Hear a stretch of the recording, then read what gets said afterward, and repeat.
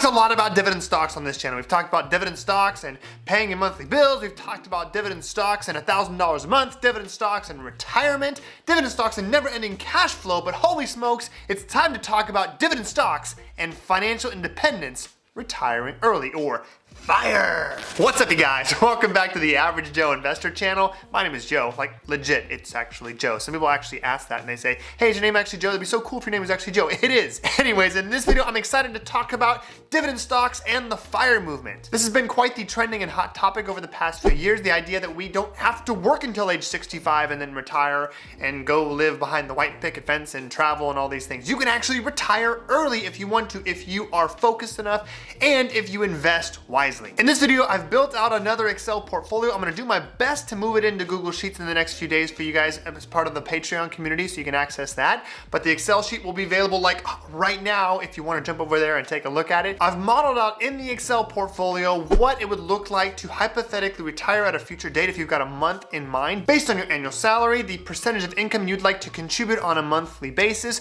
what investments you're gonna use, and by the way, I built this out to include all the dividend ETFs we've talked about in the previous videos, as well as the Average Joe dividend portfolio, to see how exactly would you need to invest, how long would you need to invest, how much money would you need to put in, and what investments can you utilize to best get you to a place where you can retire early and be financially independent. Whew, man, this video took tons of time to do, guys, but I'm excited to share it with you. I hope it blows your mind and you're excited to start investing if you haven't started today. If you're pumped up, if you've pounded coffee, you're ready to get going, hit that like button, hit the subscribe button if you haven't done it yet, and let's get started.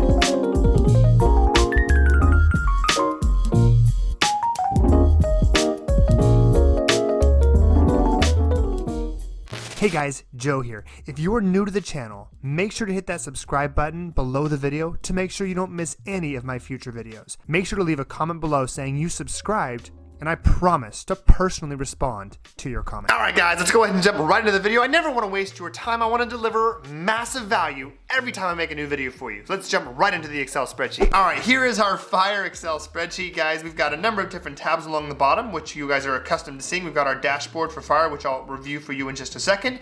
We've got our actual dashboard of the underlying investments here and the different portfolio weightings. We've got over here the Average Joe dividend portfolio, which is included up here in this dashboard.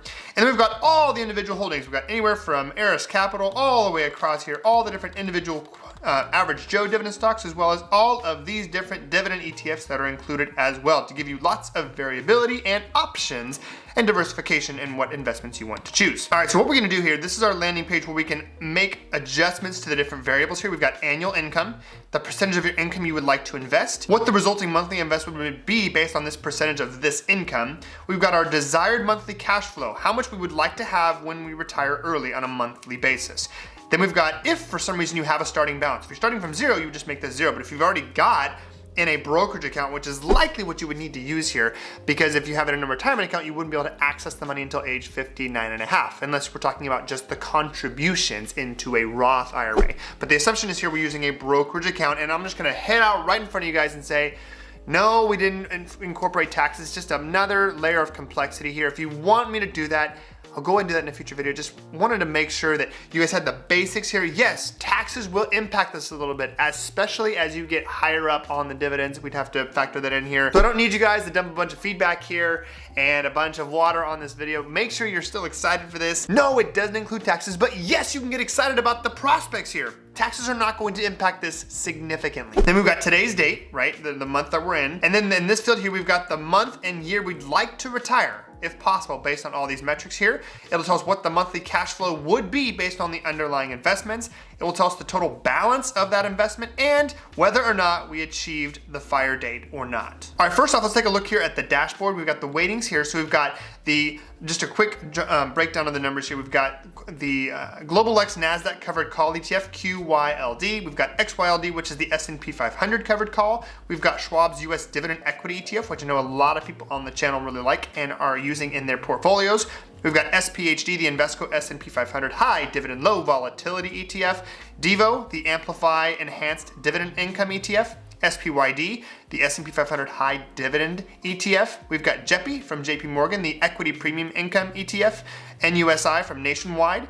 Vanguard's High Dividend Yield, Vanguard's Dividend Appreciation ETF. VNQ, which is the Vanguard Real Estate Investment Trust Index, and then Vanguard's Total Bond Fund, BND, just to add a conservative tilt to it. And then we've got, of course, the Average Joe Dividend Portfolio, which is currently 19 different holdings. So what we can do here, based on this information here, we can go ahead and take our weightings here based on what we'd like to use, how much we would like to invest in each of these different portfolios. Let's start off by utilizing the Average Joe Dividend Portfolio here. We'll just drop 100% in here. And then we'll come in here to the Fire dashboard and we'll put a desired date in here. Okay, so let's just say it's May of 2021. Let's say our annual income, let's make this more average Joe. Let's take this down to 50,000. And we're going to say that we are going to contribute because we're going to be hyper focused here. Remember, there's a difference when we talk about FIRE community. These are people that are very driven, that really want to sacrifice in the short term so that they can retire early and be financially independent in the long term. So we're going to see some excessive percentages here, but that is what the FIRE community is all about. Let's come in here, percentage of income invested, let's go ahead and make this 30%, which would be $1,250 every single month invested. Let's say that our goal is to have monthly cash flow that matches our annual income here. So if our annual income is $50,000, we'll come in here, we'll say 50,000 divided by 12. $4,167 in desired monthly cash flow. Let's just say we don't have 50,000. Let's say we're starting with, we've got, I don't know, $10,000. And our desired FIRE date is 20 years from today. Let's say we're 30 years old and we've got 20 more years, okay? So we'll say May of 2041. Has our FIRE date been achieved? No, it has not. So if we're taking in these metrics here, where we're starting with 10,000, we're contributing $1,250 as a monthly investment, then we would not have met our goal. We'd have a total balance of $253,000, monthly cash flow of $1,200 a month, and that's 20 years later. Now I didn't build in a cost of living adjustment, and maybe that's my fault, just didn't have the time to build that in here, but we're assuming that we're investing the exact same amount every single month and not adjusting that upwards at all. But let's go ahead and say that instead of doing 30%, we're doing 40% of our income here. So that jumps up to 1414, but we're still, like I said, pretty short here. Now if we started with 0, we'd be really short, right? We'd be at $841 in monthly cash flow. But if we come up here, let's say we started with 50,000. We'd be at $3,704 on our monthly cash flow. We'd be getting there, right? We're pretty close. And let's say we were contributing 50% here. Oh man, we're close. Let's go ahead and take this to 55,000. There it is, 55,000. So this is, we kind of finagled this one. I can appreciate that. But under this specific scenario here, starting with an annual income and never increasing our annual income, which I appreciate is not realistic, we would be able to retire in 20 years and not lose any cash flow here. We'd have $4,201 over here in monthly cash flow, and we'd have a total investment balance of $883,992. And the great news here is this assumes that we don't do any part-time work, right? The FIRE community is not about retiring and just traveling and not doing any work. It means that we're not tied to a job that we don't enjoy or tied to work that we have to do. This assumes no other income coming in. If we had other part-time income, then we wouldn't need to wait this long and we wouldn't have to contribute half of our income here. I would say there's many average Joe households that make close to $75,000 to $100,000 when you factor in both incomes here. Okay, so let's assume combined annual income for the household is $100,000. And let's say we're gonna invest 35% of that, which means we're gonna live off of 65% of our income. So we'll change, that's the monthly investment here based on 35%. Desired monthly income, let's make this, like I said, based on what we're actually living on, which is 65% of $100,000. So $65,000 divided by 12 is a desired monthly cash flow of $5,417. Now again, this assumes that we don't have any other income. And most people, if we think about the FIRE community, like I said, it's not about not working at all. It's about doing work that we're purposed with, that we actually enjoy doing, that we're not tied to doing because we have to. It's because we want to do it. So we're gonna assume here that there's no extra income, where I might have to build this out and add a part-time income tab or other balances, things like that, or maybe even a cost of living adjustment so you guys can see what this would look like. Let's assume we're starting with $0, okay? $0, and we've just decided to flip the switch here, and we want to become a part of the FIRE community. We want to retire early and be financially independent here, and we want to do it in 20 years. We want to do it by May of 2041 here, okay? And we want to have $5,417 in cash flow. Let's come in here. We'll do May of 2041. Did we make it? Heck no, we didn't. We only had $309,000 in monthly cash flow of $1,472. Now let's ratchet this up here to say we want to invest 50%. Did we make it? No, we did not 20 years. Let's change this to 22 years, May of 2043, excuse me. Getting there, Not there yet. May of 2046 would be 25 years from now. Oh, super far we made it. Okay, that's coming down. May of 2045 gets us 58.93 here. And so we're investing, we're saving 50% of our income here. It takes quite a bit of time though. That's 25 years to do it, starting from zero. Most people would say that they don't want to live off of half their income here for this long to do it though. So let's come and make some adjustments here. Let's say that we want to do, we want to live off of 70% of our income. So we'll go down to 30% here. Okay, monthly investment of $2,500. Let's bring this down here to $4,000. And let's say we did have a starting balance here. Let's say we started with, we had a small investment balance of, we'll say $25,000. And let's also come over here and let's make some adjustments here. We've only been using the average Joe dividend portfolio here. So let's go ahead and break this out here. Let's adjust it to, let's get rid of the average Joe. We will put it in 25% in the Global X covered call here. We'll put another 50% in Schwab. That puts us at 75% here. And we'll come in here, we'll go to JEPI. We'll put in 25% in JEPI here. I'm just making things up right now. So in this scenario here, based on this income breakdown, we were wanting to have $4,000, we have $4,761 here. Now, one of the big things I want to share with you that's different about doing this with dividend stocks versus doing this with regular index funds and investments here. You've seen tons of videos here on YouTube and other places and blogs about retiring early and being financially independent. The beautiful thing about doing this with dividend stocks is we're not living off of the principal balance here. This is income that will continue for life, okay? And the principal balance will continue to grow. We're not drawing down at all on this. And the best part is that our monthly cash flow is gonna keep going up as well. I'm almost getting goosebumps thinking about this, like legit, I felt it. Being able to do the things we love to do work we're passionate about. Guys, if this doesn't get you fired up, I don't know what does. Could you become part of the FIRE movement quicker than doing it with dividends? Possibly, especially if you were invested in growth stocks. But you know what that's gonna require you to do is to start selling some of those investments or transitioning them to dividend stocks and having a lot of capital gains. Now, this next example is not gonna be quite average Joe here, but I wanna put this out here because, you know, I think that my audience is not made up of just people who are average Joe in the sense that maybe they don't make a lot of money or they're dealing with a lot of average Joe type of problems. There are a lot of people that are very simple, like I am, I think. You got a family, you got kids, and you've got priorities that are based on those family and kids and other things in life you really want to give back to your community or invest into your community. But you make a lot of money, right? So let's say you make, as a household, $150,000. And let's say you truly only need to live off of 50% of your income and you really can invest the other 50%. Okay, so we'll come in here, we'll do 50%. Which means that your monthly investment is $6,250, okay?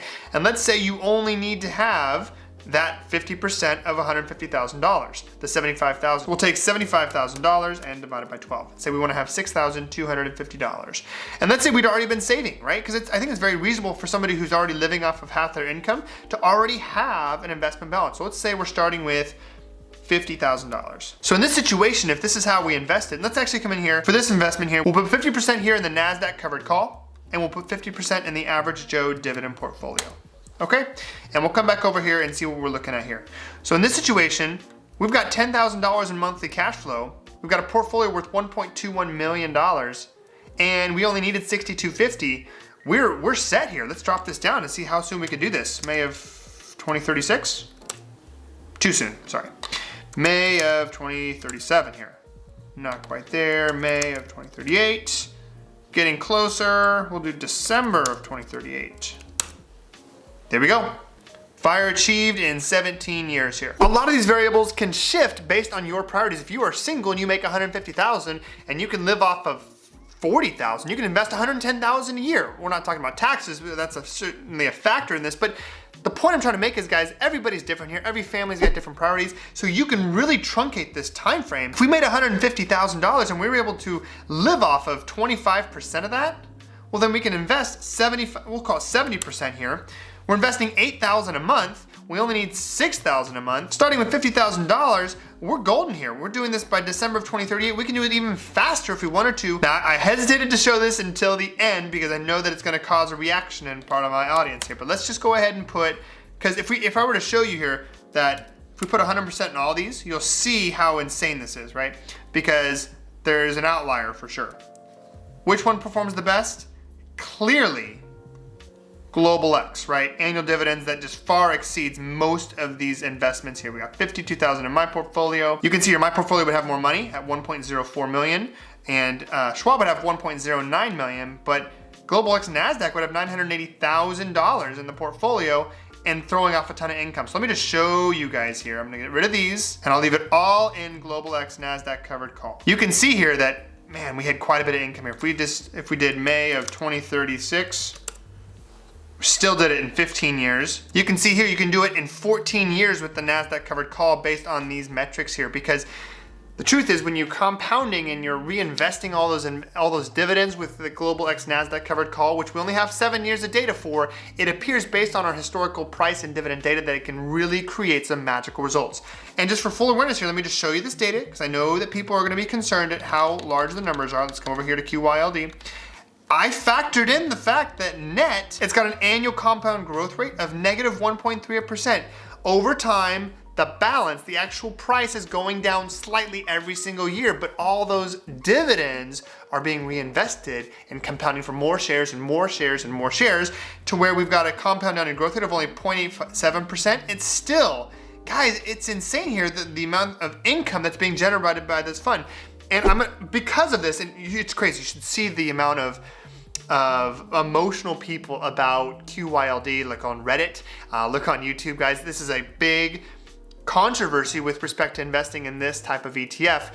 So we're gonna talk about this in a future video. We're gonna really deep dive QYLD, talk about whether it's a good investment or not, based on what we can see here. We're gonna talk about why people choose to invest in it, why people are concerned about it, and ultimately whether it should be a good fit for your portfolio or not, and what I do in my own portfolio. I'll just reiterate that again. So watch out for that next week. Hopefully this kind of stuff gets you really excited, guys, and you're ready to start taking control of your life and transforming your future by investing in dividend stocks. Hopefully you found some value in this video, guys. Make sure to leave your 2 cents in the comments below. Again, you have access to this spreadsheet in the Patreon community today. Right now, you can hop over there. There's a link in the description below. I'm gonna try and get this ready for Google Sheets. It might not be ready by the time I'm able to post it, but I will try and get that to you really soon. That's all I got for you guys. Have a great rest of your day. Happy investing for the month of May, and please continue to stay healthy, both physically and financially.